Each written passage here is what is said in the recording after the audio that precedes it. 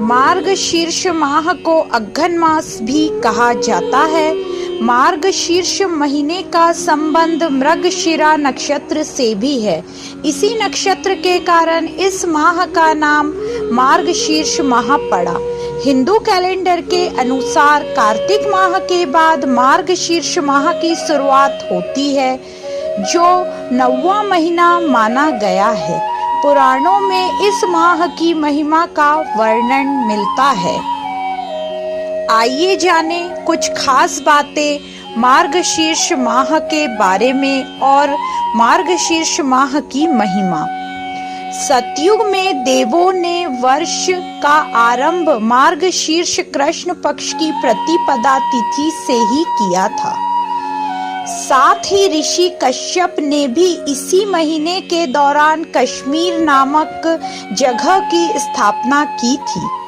मार्गशीर्ष मास के दौरान यमुना नदी में स्नान दान का बड़ा ही महत्व है। मार्गशीर्ष महीने के दौरान यमुना नदी में स्नान करने से भगवान सहज ही प्राप्त होते हैं। अतः जो लोग जीवन में भगवान का आशीर्वाद बनाए रखना चाहते हैं और हर संकट से छुटकारा पाना चाहते हैं, उन्हें मार्गशीर्ष के दौरान कम से कम एक बार यमुना नदी में स्नान करने अवश्य जाना चाहिए। लेकिन जिन लोगों के लिए ऐसा करना संभव नहीं है, वो लोग घर पर ही अपने स्नान के पानी में थोड़ा सा पवित्र जल मिलाकर स्नान कर ले। मार्गशीर्ष महीने में कीर्तन करने तथा शास्त्रों का पाठ करने से अमोघ फल मिलता है। अगर आप संतान की चाह रखते हैं तो श्री कृष्ण की आराधना करने मात्र से आपको संतान का वरदान बहुत सरलता से प्राप्त हो सकता है।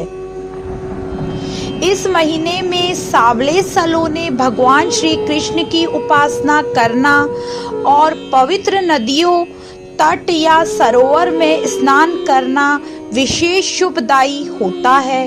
इस महीने में किए गए हर तरह के मंगल कार्य विशेष फलदायी होते हैं। इस महीने पूरे मन से श्री कृष्ण की आराधना करने से चंद्रमा से अमृत तत्व की प्राप्ति भी होती है। इस महीने में कृष्ण मंत्र, आरती, चालीसा, श्लोक, स्तुति आदि का पाठ विशेष फलदायी होता है। इस महीने में गौ सेवा अवश्य करनी चाहिए। गायों की सेवा और उनकी उचित देखरेख करने से भी कृष्ण प्रसन्न होते हैं। इस मास में गाय के शुद्ध घी का दिया कृष्ण मंदिरों में अवश्य जलाना चाहिए। इसके अलावा श्री कृष्ण को अपना बनाने और उनकी कृपा पाने के लिए केवल प्रेम की साधना ही पर्याप्त है। इस मास में अगर आप पूरे प्रेम भाव से श्री कृष्ण को पुकारेंगे तो निश्चित ही आपको इसका उचित फल देंगे।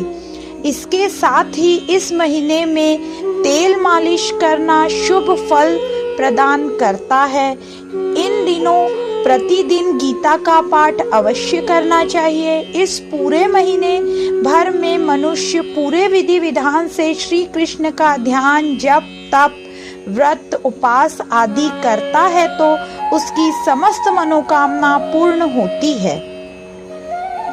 स्कंद पुराण के अनुसार श्री कृष्ण और राधा की कृपा पाने के लिए मनुष्य को मार्गशीर्ष माह में व्रत, उपवास व निरंतर भजन कीर्तन आदि करते रहना चाहिए। इस महीने कुछ वस्तुओं का प्रयोग करने से शास्त्रों में मनाही है।